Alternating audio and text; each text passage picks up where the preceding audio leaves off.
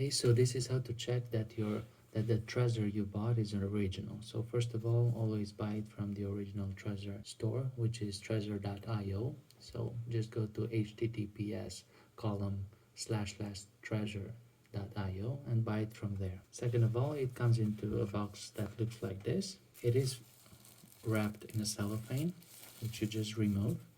Then what you want to check for that these seals here are not broken or tampered with, so make sure you check them really well, both of them. It has by Satoshi Labs here. On the back there's also a code bar, and it says to start using Trezor, go to trezor.io/start. So make sure that the box is glued shut, and let's get into it. So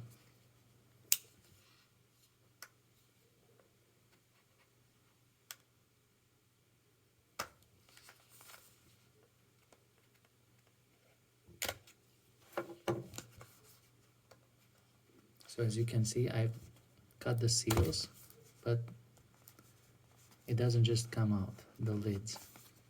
They are glued shut, so make sure yours is like that too. And cut through the glue, or just destroy the box. But first, make sure that they're glued in, so both of them. There's no way of getting into the box without destroying it. Let's destroy it then.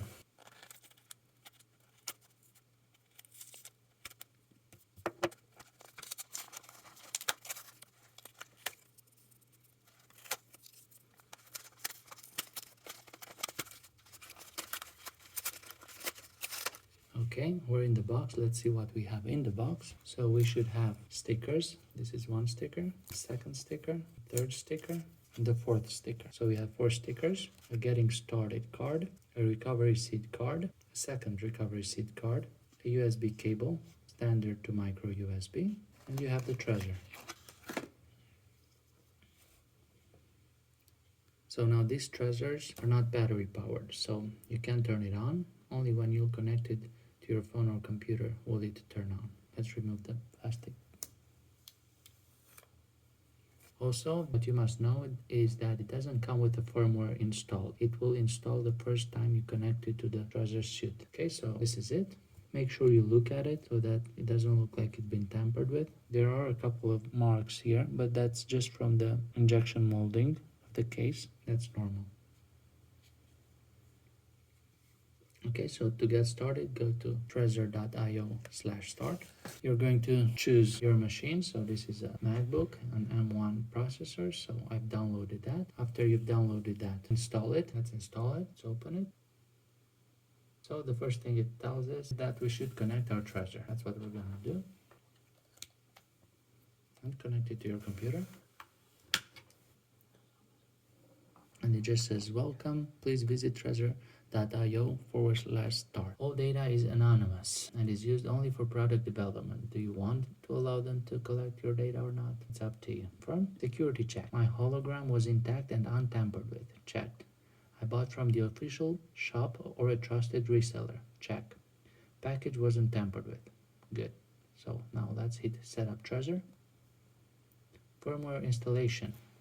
Your Trezor is shipped without any firmware. Your device is ready to receive the latest full-featured firmware in order to be used safely. If you are a super Bitcoin fan, feel free to install Bitcoin-only firmware. That's if you only want to store Bitcoin on. Okay, let's go ahead and install firmware. It's saying preparing, please wait. Now it's installing. So it didn't detect any other firmware on it, so that means it's original and untampered with. It's safe. It told me that the new firmware was installed. Update finished successfully. Please reconnect the device. So let's just follow the instructions. I'm going to disconnect it and reconnect it. So I disconnected it. Nothing else appears on it because it has no battery. Now let's reconnect it. Now it says completed in the software. Let's hit continue. I think we can just leave it for now here. And we can create a new wallet or recover a wallet if you broke your other Trezor, or you wanna change from another wallet to this wallet and you have your seed phrase words, then you can just use this Trezor wallet if you have your recovery seed. But we're just gonna create a new wallet. How to back up your Trezor? This process will also create a standard wallet for you. Standard seed backup. Recover your wallet using a single list of English words. Okay, this is the only option, so standard seed backup. Confirm on Trezor. Choose how to back up your Trezor. This will also create it. Do you really want to create a new wallet? By continuing, you agree to Trezor.io.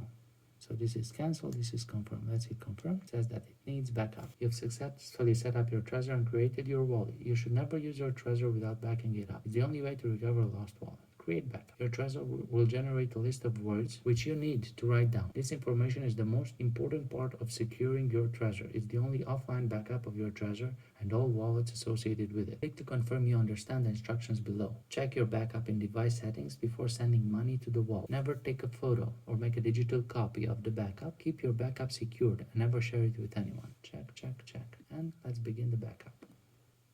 Please wait, it's processing. Okay, so that's my first seed word. Okay, so what I'm being shown now is my first seed word that I'm going to write down, and then I'll click next. Okay, now I've noted down my first word, so now I'm going to hit this button, which is the next button. Okay, so I kept hitting next, and now it shows me I finished with the words. You have to note them down as your recovery seed. You can use your recovery seed cards or any other thing. Just make sure you secure it. Now let's hit again. Okay, now we're just gonna go through the words. So we're just going to hit next and recheck that all our words are correct. Now, after going through them again and making sure they're all correct, we're just going to hit finish, this button here. Okay, now it tells us that we have to continue to pin. So we're going to set a pin for our Trezor. We have copied down our backup and our Trezor is almost ready to use. Do not lose our backup, of course, or your funds could be inaccessible, of course. There is no way to recover a lost backup. So if you lose your seed words and your device breaks, then there's no way to recover your funds. So make sure you keep your seed words safe. Okay, now let's continue to the pin. A strong pin protects your Trezor from unauthorized physical access. So let's set a pin using a strong pin. Okay, so we have to confirm it on Trezor.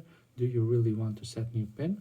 Cancel or confirm. So we're going to confirm. Now we have to enter our new pin. The numbers are displayed on your Trezor. Enter up to 50 digits. More about your pin. So these are the numbers here, and we're going to choose on the computer. We're just going to enter a few digits. So we can enter up to 50 digits. That's up to you how many digits you want your pin to be. Okay, we're just going to do that now.